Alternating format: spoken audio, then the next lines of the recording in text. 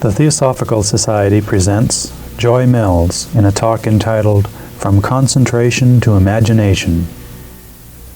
Now we come tonight then, in our series of studies on meditation, to what I think are two most important aspects of the subject, two factors which all writers, East and West, every book on meditation, whether it deals with the Western systems of meditation, the systems of Christian meditation, the various systems within the Western types of meditation, or the Eastern types of meditation, Buddhist, Hindu, Chinese, whatever.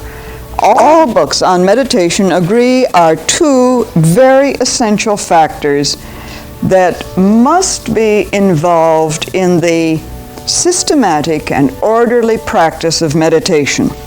And anyone who has attempted meditation at all, who has said, I'm at least going to try and engage in meditation, immediately comes up against these. These aspects are known first as concentration, the ability to focus the mind on a given object or idea for a given period of time, concentration, and imagination, or visualization, the ability to direct the mind. Now, this isn't just the, flight of imagination, where one gives free rein to whatever arises, but imagination coupled with concentration in the directed purposefulness of it, so that it is imagination as an ability to direct the mind to build pictures or images in accordance with the command of the immortal self or under the direction of the will. And tonight I want to try some experiments in this and have you participate and see how far we can go in this. But first, let's look at these two aspects a little bit. Concentration. I suppose there are very few people who have no difficulty at all in concentrating the mind. Now, I suppose it's possible that some of you have minds well disciplined, well controlled, so that you never think a thought, you never have a thought pass through your mind that you have not determined will be present. But if you have, that's marvelous. You should be giving the talk and not I. But I suppose for most of us, there are times when we find ourselves thinking about something that we never intended to think about. Or we find ourselves far, far removed from the subject we may have chosen to meditate on or to contemplate. Perhaps, for example, even since I began speaking, which is about 10 minutes ago, 8 minutes ago, I suppose you have heard and listened attentively to every single word I have said. Nowhere along the line in the last 8 or 10 minutes has your mind sort of wandered off somewhere. That's wonderful. I knew I had your rapt and complete and whole attention, you know. But I suspect that your mind has been having its own adventures, and that you may have heard, and our attention span varies. This psychologist knows, so you may have heard some words now and then, and suddenly your mind was off, perhaps carrying on a little argument with me, saying, I wish you'd get on with it, or this is repeating stuff I've already heard, and how did I get myself into this tonight? Well, it's cozy for a while, so I'll stay, but I wonder how it's going to be going home, and so on. Your mind has been doing all sorts of things. Well, in one sense, this is all right, because the whole evolutionary development of the mind has taken place in a way that fosters a certain speed of response to stimuli. So this is why I say, in a certain sense, this is all right. That you have minds, that we all have minds that are quick to respond, to move, that have a real speed of mobility.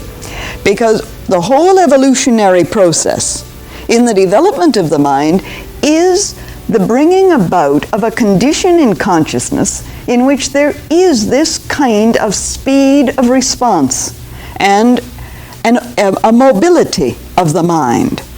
That is, the mind has become accustomed to moving swiftly from stimulus to stimulus, alert to sensations from without, turning attention quickly from one thing to another. Now, this has been part of the evolutionary process because it is part of the process of protection of one's incarnation, for example. You see, if you walk out into the street and you are so concentrated on spiritual liberation that you fail to hear the automobile horn that's suddenly honking at you, you are in danger of losing a rather precious possession, your body, an incarnation. So it is well that the mind has become alert, you see. So this is nothing against it. But we are at a stage in evolution in consciousness where now we have to begin to tame the mind, to train it, to bring it under control of something else, the self, the immortal part of our being, you see. Without losing this mobility, this extreme responsiveness to outer stimuli, but to learn to discriminate between the times when it is useful for the mind to respond in that manner to outer stimuli, and those times when we want to turn off all outer sensation, as it were, and not regard the outer sensations. And here is the tough battle, isn't it, you see? Because when you sit down to meditate and begin the practice of concentration as the first step in meditation, the mind is still going on and responding to outer sensations. A fly rests at the tip of your nose, you see. Now, the mind has been customarily in the habit of reacting, you see, so that a sense stimulus is present, and there is an automatic reaction to brush the fly off. Well, we'll come to some of this, and I have a story to tell you a little later on. But here we are confronted with the need then to quiet the mind, to help it stay in place, as it were, to focus on one thing to the exclusion of all other outer stimuli and sensations. Dr. Annie Besant, in her superb analysis and very helpful survey of this entire process, and those of you who may not be familiar with it, I certainly recommend her little book, Thought Power, which is very basic and very helpful and begins right at the beginning, as it were, with this whole matter of concentration and gives some marvelous clues to it. She comments on this difficulty which confronts us by saying this: while the mind is collecting materials for thought, extreme mobility is an advantage. And for many, many lives, the mind grows through this mobility. This is what I've been saying earlier. The stoppage of this habit of running outwards in every direction, the imposition of fixed attention on a single point, this change naturally comes with a jar and a shock. I think it's marvelous, because it does. The mind is, I've got to be, who thinks he's going to control me, says the mind, as it were. And the mind plunges wildly like an unbroken horse when it first feels the bit. And you remember last week, we used the analogy, which is used in so many books, of the charioteer and the horses. The horses being the three horses who should be driven in tandem, the three horses of the mind, the emotions, and the body. Should be driven in unison, neither one going out of kilter, as it were, and carrying the chariot of the whole purpose of existence off into one line or another. So concentration is simply a mental challenge. In the East, the mind has often been compared to a monkey, which I think is a marvelous comparison, with its tendency to leap about from branch to branch and follow an endless pattern of activity. And it's interesting, in the West, in the Greek tradition, the very word psyche, which is the Greek term for that whole mental emotional principle, which has often been called the soul, is the Greek word for butterfly. So you can have a monkey or a butterfly, whichever you prefer. A tendency, in other words, of restless activity and to leap about. This analogy, of course, I think not only illustrates the restlessness of the mind, but also indicates the fact that the mind is a real entity, a part of ourselves with its own identity and with its own inclinations, sometimes acting rather independently from the instructions we may give it, as we well know. So, as has been suggested by some writers, it may be necessary to induce meditation, in order to get started in meditation, to sort of play games with the mind, sort of get it into the proper frame of doing what we think it ought to do, and to play with the mind with skill rather than bludgeon it into obedience. Because obviously, you cannot bludgeon it without damaging its power to be a useful instrument. You cannot drug it, you see, and say, well, look, my mind is so active, and I want it to do what I think it ought to, so I will simply drug it. You see, I'll put it to sleep. Well, a lot of good the mind is then. You're not in a state of meditation, you're in a state of drugged sleep, you see, and so be honest about it. So you have to use the mind and use its mobility and its restlessness with skill. Just as, you see, the best racehorse is not one that's, ready for the glue factory sort of thing, not the old, horse that can hardly limp around but obeys you constantly. It's the horse that is all primed and alert, but well directed. Ernest Wood, for example, in his excellent book on concentration, has pointed out that in all of these matters we must do no violence. As he says, we are not hard and lofty masters, whipping a wild animal into sullen obedience. To command the mind is one thing. To teach it as a willing and happy pupil, continually finding new delights of experience in healthy functioning, is quite another. So, how do we get the mind to play with us, to do what we want, as it were? How can we, I suppose, trick it, catch its attention, you see, capture its attention.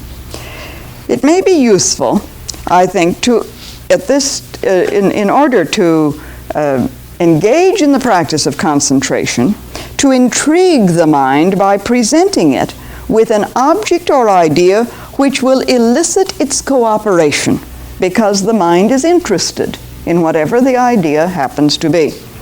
Actually, you see, there are two kinds of concentration. One is spontaneous and automatic, and the other is deliberate and controlled. And perhaps the easy way is to move from what may be called deliberate and spontaneous concentration, to discover what the mind does then, and move from that to deliberate and controlled concentration. We can begin with the one, in other words, and gradually develop the other. For example, if you are convinced that you have a very good control over the mind because you find it very easy to focus on a subject of interest to you Then determine to concentrate for 5 minutes on a subject that has no interest for you. You will discover a great number of things about your mind. Of course you have good control in concentration on a subject that is of intense interest to you. Time goes by, you lose sight of all external things. The telephone can ring and you don't hear it. Dinner is called and you don't come, you're not hungry, it never enters your mind. But concentrate for 5 minutes on something that has no interest whatsoever to you, and you're sure it's time for dinner half an hour ago, and all sorts of things, the window ought to be opened or closed, or various things need to be done. I know, I have a trick. When I'm writing something that I have to write, as many of you know, I write each month in our monthly journal, the American Theosophist. Sometimes I'm up against a deadline. Our editor here, Virginia Hansen, reminds me that it's due. And so I sit at my typewriter and I have an idea, but I've got to focus it down and work it out, and this is a long, laborious process at times of concentration. So I suddenly see that my typewriter is dirty, and so I take out my brush and I brush out all of the things, And then I think, well, maybe if I had another piece of paper. And then I realize the room is too warm, and I get up and move over and turn off the heat. And then I come back and I look at the paper, and finally, well, these are the ways we do. So I'm honest, I'll share with you what I do. And I'm not asking you to share what you do.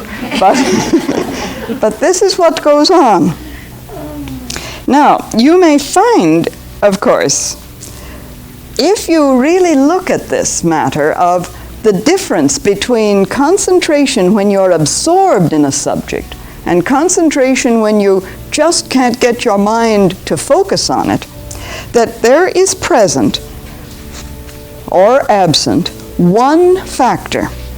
In other words, that there is one factor, we could say, that is present in spontaneous concentration that is always present no matter what the subject, and that is some strong emotional or mental motivation, a desire, an interest, excitement, and so on. All of these pull the mind, don't they, to a focus, as it were, pull our thoughts to a focus. And I think this may be the clue in helping us with the development of concentration as a deliberate and controlled practice. Now, how can we invest the subject on which we consciously determine to focus the mind in concentration? How can we invest it with a strong motive? This is the heart of the question in getting ourselves into the initial stages of concentration. Here, I suggest, is where imagination or visualization come into play and may be very helpful in enticing the mind to concentrating. Now, this is not yet meditation. This is a first step, however. It is a preliminary step and an essential step on the stairway of meditation. In one sense, it's rather like telling the willful and restless child that if he will focus on his homework and really get it done, he will be rewarded with a certain amount of freedom after that. So it's telling the mind, now, please, just for 10 minutes, you're going to focus. You're going to consider this subject or object, whatever it may be. And then after that, I'll let you, sort of go outdoors and play. Think about anything you want to think about. Concentrate for a while and then go about your usual activity. So it is that deliberate, controlled concentration is carried out under the orders of the self, and there may be very little emotional urge or desire behind it. In fact, the order may even be rather dull and unattractive to the mind. But the determination has come from a deeper center within. And this, of course, is the determination that must be present all along the way in learning to meditate and in the practice of meditation. Well, we might use as an example, let us say that I place before you a number of random lines, just random lines and shapes, and I ask you to concentrate on them. Here is, for example, I'm going to just show it to you, you see, and I'm going to say these random shapes you are to concentrate on. You are to concentrate on them so that you can recall precisely what they look like. And this is one of the exercises in concentration. To look at something, let us say, for 5 minutes, and then to be able to reproduce it, you see. Now that's rather difficult, isn't it? And this is rather meaningless, isn't it?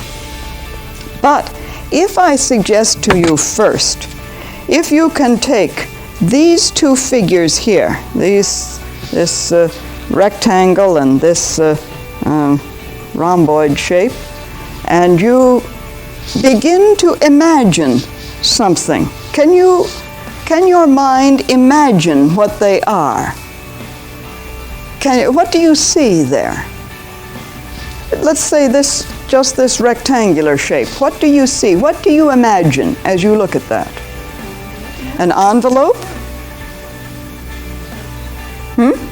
A coin purse? A bow tie and a striped shirt. You see, the imagination really can move out, can't it? Anything else that anyone sees there? A candle and flame. That's interesting. A hat. A child. A wall. A dressing table with a mirror. A dressing table with a mirror. Now, having done that, your interest is aroused, isn't it?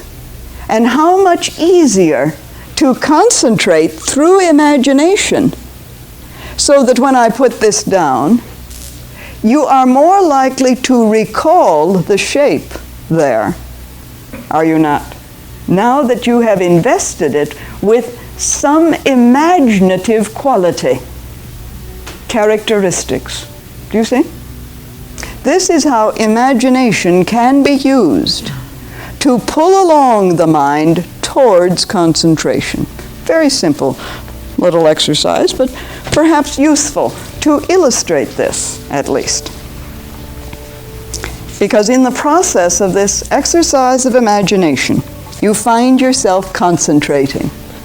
And all of you, the moment I said, imagine what that might be, began concentrating on it, seeing it, really focusing. And so all of your thoughts were pulled together towards that particular set of lines and drawing and so on. Now, of course, when we come to abstract and spiritual matters, there is an intangible quality which makes it genuinely difficult for the mind to find something to take hold of, something it can really focus on. Yet I think even here we can gain a certain aid from the emotional nature through aspiration, through dedication and other altruistic motives. And the exercise I'd like to try a little bit later towards the close will illustrate this, I think. But a few other points first. I think it must always be remembered that concentration is not a state of passivity. And this little exercise indicates that. It's not a state of passivity. It's a state of intense and regulated activity. You were pulled, as it were. Thought was pulled towards the image which I presented to you. And so it resembles, concentration resembles in the mental world, as Dr. Besant has pointed out, the gathering up of the muscles for a leap in the physical world. It resembles this. And I think the analogy is quite apt. For just as when one focuses or draws together all of one's physical energies to do something, say to run or to leap or whatever it may be. One gathers all one's physical resources, and then afterwards there is a release and a feeling of fatigue. So very often there comes a physical fatigue after prolonged concentration. One of the reasons why it should not be engaged in too long, because the physical body also needs its due, as it were. It must be given its attention. Its needs must be provided for. And so often there comes about this sort of interior, what has been called a kind of biological clock that alerts us to the fact that the body is tired. Concentration now may cease because the body has actually felt its reaction in terms of a fatigue. Another point I think should not be overlooked: some types of minds are by nature perhaps more diffuse, and concentration is more difficult, therefore, for some people than for others. And I think this shouldn't bother us. We say, I've been trying to concentrate for years, and someone, your neighbor, says, gee, that's so simple. I really have got that step down. I can immediately concentrate. I think we should just try to assess our own abilities and capacities, our strengths and weaknesses, and take courage from our assets and work then at whatever our deficiencies seem to be. For example, perhaps it may be necessary for those who tend to be dreamy and vague to work at developing their minds along objective lines, to train themselves to a precision of observation through concentration, a real precision of observation, while those who are over-objective, who are inclined to be critical, inclined to be very precise, may need to cultivate a little more imagination and ability to think abstractly, so that we balance these factors. Of course, a very simple exercise in concentration is looking at a picture or a building and then jotting down all the details remembered from that perception. This should be done, however, with some precision, checking the results. Go back and look. What did you leave out? Or evoke, if you are the very precise kind, evoke a picture in your imagination. Hold it steadily in the mind's eye and build in carefully every detail, and then let go of it. Withdraw from it.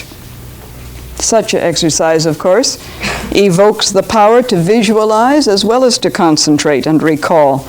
And in this, of course, one comes up against some of the problems of imagination, which has its own problems too. The tricks that imagination can play upon us if we are not alert. And so the imagination, which is really very important, because in its creativity, it is one of the valuable instruments we have for meditation, can also play tricks on us, aiding and abetting the mind in its desire to escape from concentration. It can aid concentration, and it can also aid the mind to escape from concentration, as we can wander off. So imagination is both reproductive and creative, and it can function at several levels. Imagination has links with sensation, with feeling, with thinking, and with intuition. And creative imagination can be trained. A simple exercise, for example, in creative imagination is to picture a triangle. Can all of you picture a triangle? Close your eyes and see a triangle. Very simple. Now, extend the lines to form a diamond. Can you do that? You see the diamond? And you hold the diamond steady. And now deepen that image until it is three-dimensional and becomes a many-faceted jewel. Can you see that? This is just a very simple exercise. Come back. You can then take the three-dimensional effect out and come back to the diamond, back to the triangle, and let it dissipate. This is a marvelous little exercise in training the mind and imagination, you see. Very simple. The essence of any exercise in imagination, however, is that we should not be carried away by the imaginative faculty. Again, we determine where we go. The triangle, to the diamond, to the jewel, and back. Not off, diamond searching in South Africa, for example, or in the jewelry store. All of that, you see. We have determined. In other words, we select what is to be imagined, and the whole process is kept under our command. And this, of course, is the central point in all meditation. As we have pointed out earlier in our discussions, the self must be in command, consciously so, with discrimination always present, the power to choose. So, of course, in this, the will comes into play. Will which involves motive also. And the will is really the divine aspect in man, which puts him in rapport, in harmony with the very essence of life, with reality, with the purpose synthesizing all life. So all exercises in imagination and concentration, I suggest, ultimately involve the will. So we may need to train the will, or rather to permit that immortal self to come through and use the mind as a trained instrument. Actually, as I say, it's not so much a training of the will, which ends up being a won't power, I won't do this and I won't do that sort of thing, as a permitting of the essence of will, the essence of what we are truly, the essence of the self, to take hold of our lives and direct our existence in a purposeful manner. And as we've said earlier in earlier meetings, for that we need the coordination of the physical body, trained to respond, the emotions, trained also to respond, not reacting, but feeling as we determine they will feel, and the mind. That coordination can be achieved, I suggest, by learning some of the principles of concentration. And this brings us back to the focus in the mind. One of the great Western students of meditation and concentration, giving rise to much of the system of the great Christian mystics of the medieval period, St. Dionysius wrote that 3 things were required to attain spiritual vision. The first, he said, the first is possession of one's mind. Are we in possession of the mind? To learn to concentrate is to be in possession of one's mind. The second is a mind that is free, which means simply a mind that is not pulled by the emotions, not subject to the emotional swamping that can take place, not subject to prejudice, a mind that is truly free. And the third is a mind that can see. That is, a mind that looks clearly at all things, objectively, and frankly and honestly. And as he says, how can we acquire this speculative mind? By a habit of mental concentration. Very simple, you see. Again and again in Eastern methods as well as in Western schools, wherever meditation is taught or practiced, the art of concentration built up with a well-trained power of imagination is basic.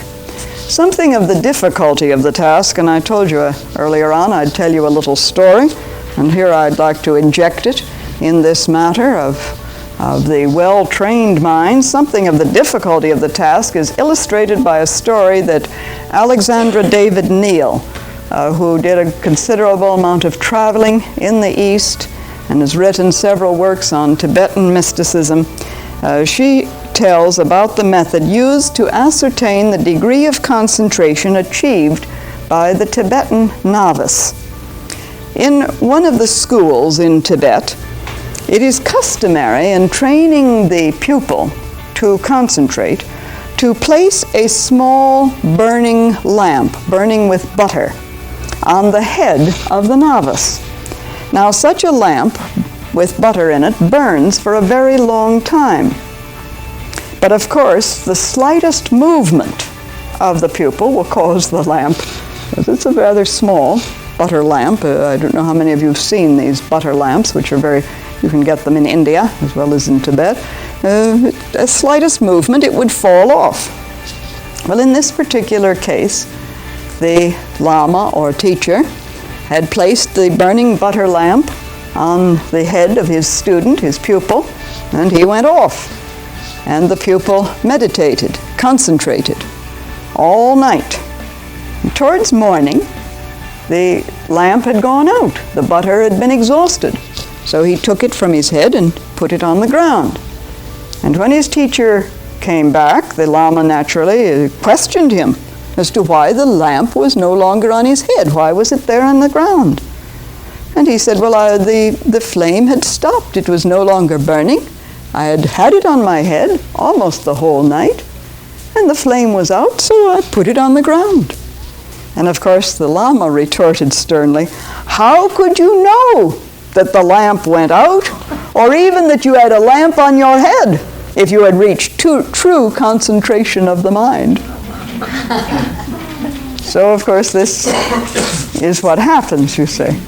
We do become aware of other things. We respond to other things.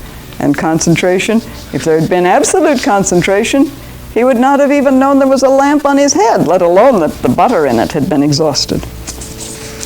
Well, I'd like to try an exercise then with you as our meditation this evening. So if you would take a comfortable position, and I'd like you for this, to close your eyes. Breathe deeply but naturally, so that there is established a rhythm in the physical body.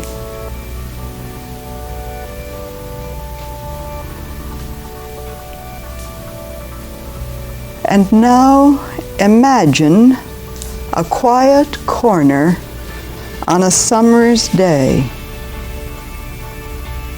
It is warm.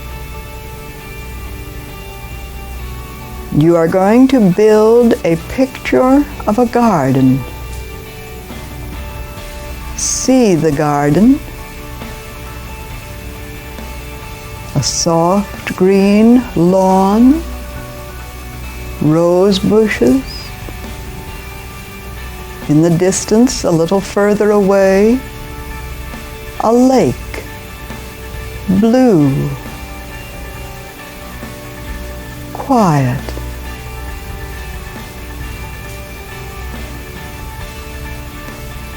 Opposite the lake, surrounding the garden, are tall trees.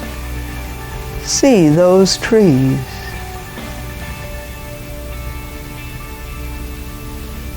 Now in this garden, put a bench, a stone bench.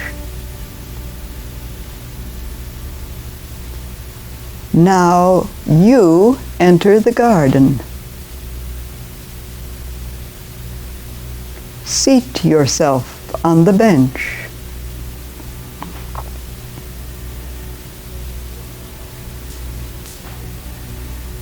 Feel the warmth and light of the sun. Listen to the sounds of the day. Summer. Smell the scent on the air.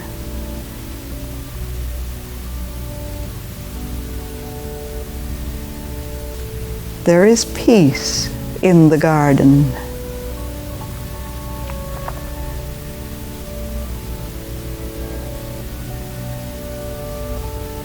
Now dismiss the picture.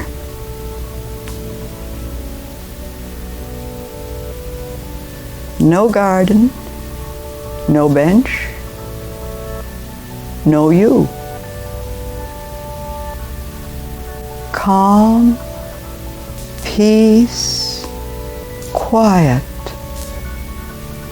reign. Retain only the awareness of peace.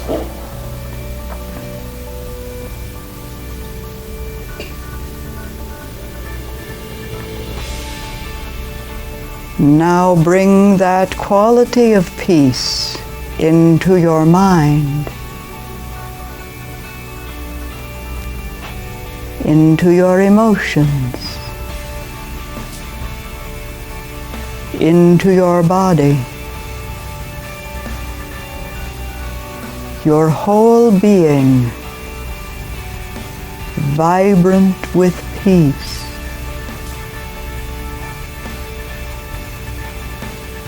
And send that peace forth upon the world. Peace to all that lives.